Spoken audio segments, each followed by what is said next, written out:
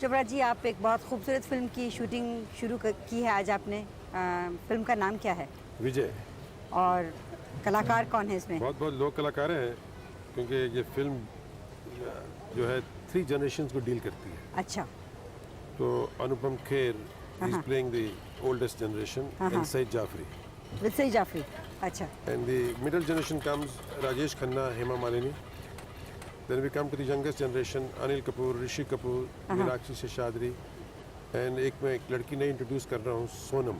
अच्छा। New fresh girl, she is very glamorous beautiful girl.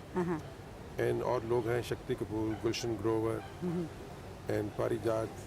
It's a multi-star. Multi-star because it deals with lot of characters. जो film 3 generations की हो, you need lot of characters. तो एक ऐसी film के लिए कितनी देर लगती है बनाने में, सोचने देर में? की मेन बात होती है आर्टिस्टों की डेट्स की बात, and how much organization you can do. तो मेरे हिसाब से जो फिल्म जो मैं बना रहा हूँ, if all goes well by the grace of God, I should be able to complete by October. तो ये अब मार्च का महीना है, अक्टूबर तक कोई 8 महीने 9 महीने हो जाएंगे। हाँ तो जी। इतनी देर लग जाती है एक फिल्म को बनाने आई में? थिंक अगर मैं अक्टूबर में बना लूँ, आई विल बी लकी। देरें बहुत ज़्यादा लगती हैं, लेकिन मैंने काफ़ी देर पहले से ही प्लानिंग करके आर्टिस्टों की डेट्स वेट्स फिक्स कर ली। चोपड़ा जी, एक ऐसी फिल्म के लिए जिसमें इतने सारे कलाकार आपने लिए हैं, यकीनन उसकी लागत भी बहुत ज़्यादा होगी। लागत नेचुरली हर आर्टिस्ट अपनी प्राइस तो लेगा। फिर ये फिल्म जो है, ये स्पेशली इसका कैनवस बहुत रिच है, बिग इंडस्ट्रियलिस्ट, बिग बिजनेसमैन का बैकग्राउंड है। अच्छा। तो उसके लिए उसका इफेक्ट, उसका एटमॉस्फेयर कैप्चर करने के लिए it needs lot of money. तो क्या जब आप कोई कहानी लिखते हैं या खुद लेते हैं कहीं से, आप आजकल जो भारत में हो रहा है उसको मद्देनज़र रखते हुए लेते हैं, या जो आप सोचते हैं कि मैसेज को अपील करेगी? मैं जनरली जो फिल्में बनाता हूँ, वो जो कहानी मुझे पसंद आ जाए, तो मैं ऐसा फील करता हूँ कि जो चीज़ें मुझे पसंद आए वो बनाना बेटर है। आपको मासेस की बात यह है कि जब मेरी पसंद और मासेस की पसंद मिल जाती है तो पिक्चर चल जाती है। जब कुछ डिफरेंस होता है तो पिक्चर गड़बड़ी हो जाती है। कोई ऐसी फिल्म कभी आपने बनाई है जो आपको बहुत पसंद हो लेकिन मैसेज ने इतनी पसंद न की हो? क्या है कि अभी तक गॉड हैज़ बीन काइंड फिल्में बहुत चली हैं हमने, लेकिन कई बार ऐसी फिल्म होती है कि जो एक्सपेक्टेशंस होती हैं, मसलन जो सिलसिला है जी, उसकी जो star cast was such combustible star cast and such high expectations, तो ये तो हो सकता है कि वो फिल्म मेरी एक्सपेक्टेशन से हिसाब से न चली, but it was a successful film. नहीं, फिल्म अपने में अच्छी थी। Such a big success, but I am very happy about that film. I have no regrets of that film. उस फिल्म में नहीं, उस फिल्म में क्या आप पोर्ट्रे करना चाह रहे थे? I wanted to be first time in the Indian screen pre-marital relations, after marriage relations, because generally जितनी फिल्में मैं बनाता हूँ जी, वो मैं human relations पे बनाता हूँ। दाग ले लीजिए, दाग, कभी कभी सिलसिला, ये फासले, ये फिल्म है। बीच में मैंने दीवार बनाई, त्रिशूल बनाई। कभी किसी में the subject demands that action is there. I don't want to make any action oriented film. Generally emotional, soft, romantic, और अपने आप कहिए कि बिग फिल्म्स जिसमें human relations, how human characters cross each other, feel towards each other, I like to make that. ये जो strike हुई थी उसका अफवाह, हम इतने हज़ारों मील दूर रहते हैं, जब तक हमारे तक खबर पहुंचती है तो number 1 it's outdated, secondly it's distorted. ये हमें एहसास हुआ कि सरकार ज़्यादा न ध्यान देना चाहती है, न दे रही है, और जितनी आप लोगों को उम्मीद थी उस स्ट्राइक की, उसकी रिजल्ट उतना नहीं अच्छा निकला। सही है, लेकिन फर्स्ट टाइम हमारे हिंदुस्तान में फिल्म वालों की यूनिटी और स्ट्रेंथ देख के जी, and really we were united, we were one. तो जो कुछ दिया है वो भी इतना भी कभी सरकार ने नहीं दिया आज तक। मतलब हमें उसके बाद जो एग्जिबिटर्स हैं, they may not be fair enough with the audiences, right, लेकिन सरकार ने अपनी तरफ से मेरा ख्याल काफ़ी दिया है। लेकिन और जो ये स्टेट की बात थी, स्टेट वालों ने कर दिया, जी हाँ, लेकिन सेंट्रल पे अभी उतनी अच्छी चीज़ों से नहीं हो रहा। जैसे हम बोलते हैं एक्साइज, कस्टम्स, और कुछ मोर सिनेमास, कुछ इनकम टैक्स की चीज़ें हों, कुछ न्यू इक्विपमेंट, नए जो लेटेस्ट इक्विपमेंट्स हैं उनकी मंगवाने की सहूलियत, वो अभी नहीं हो रही। बिकॉज एक वीडियो तो is a progress, technical progress, you can't stop technical progress, you can not, you should not.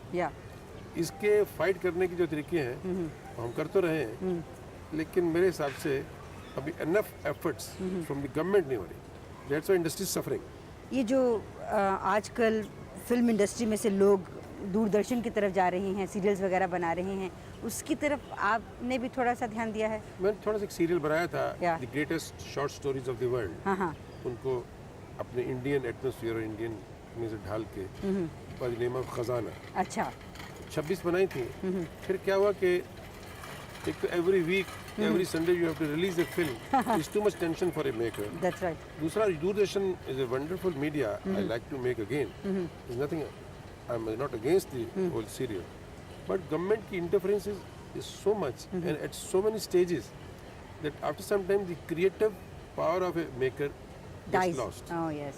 because bureaucracy every step is too much. मैंने ये महसूस किया है भारत में बार बार आके और यहाँ के लोगों से बातचीत करके कि जिसके पास इतनी सी भी पावर होती है वो उसको बिल्कुल पूरे एक्सटेंट तक दिखाना चाहता है और दिखा के ये बताना चाहता है कि मैं आप लोगों को कितना हर्ट कर सकता हूँ।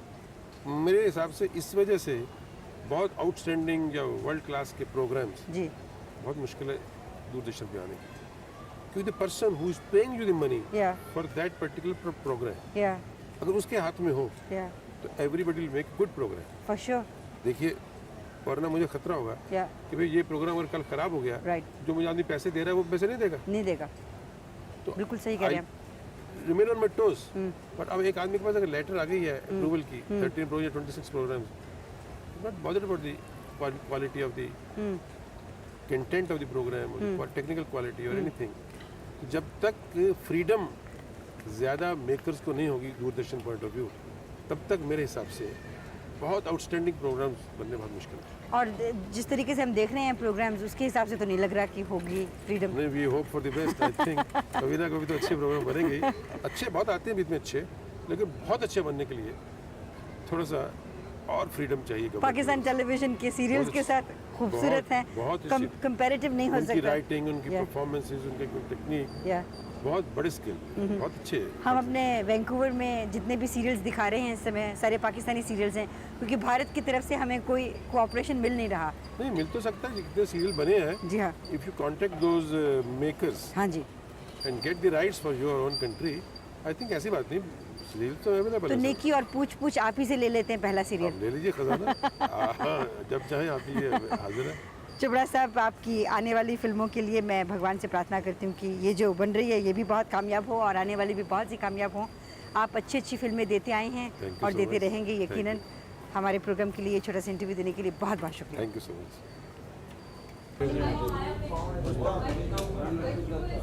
सपना अब अगर रमेंद्र को चलो, you are also in the shot.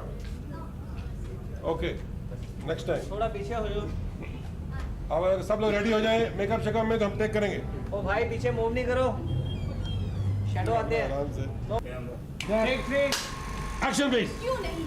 सारे फसाद की जड़ तो वही है। Shut up. You shut up! सपना, अब अगर तुमने एक लफ्ज भी मेरे डैडी के खिलाफ कहा तो मैं तुम्हारी सूरत नहीं देखूंगी। तेरी शक्ल कौन देखना चाहता है? Go to hell! I care a damn! You go to hell! Cut it. Okay जी, मन जी, मिल लो।